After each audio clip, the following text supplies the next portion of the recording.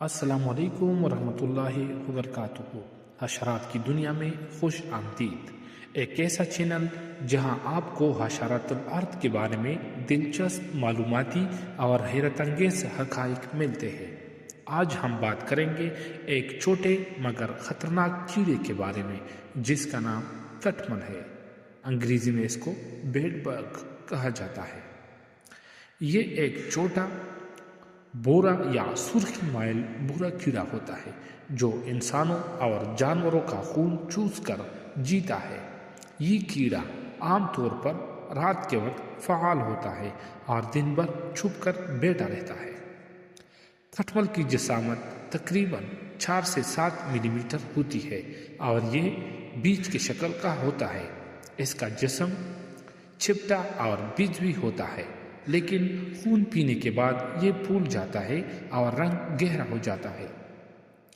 کٹمل زیادہ تر بستر کے گدوں، تکیوں اور چادروں یا صوفوں، پردوں اور قالینوں، دیواروں کی دراڑوں یا فرنیچر کے جوڑوں میں چھپا رہتا ہے۔ یہ جگہ ان کے لیے گرم اور محفوظ ہوتی ہے۔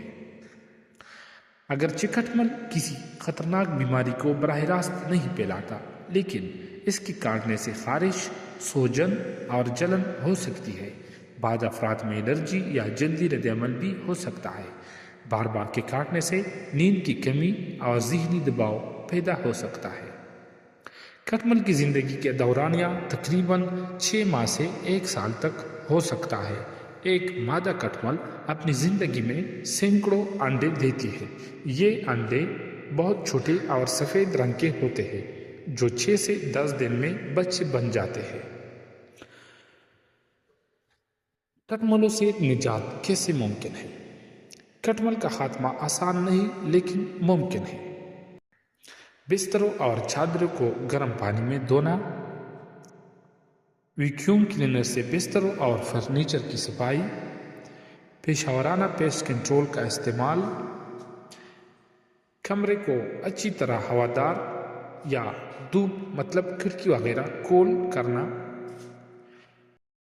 یہ تمام اقدامات کٹمل کو مارنے اور اس کے انڈوں کو ختم کرنے میں مدد دیتے ہیں۔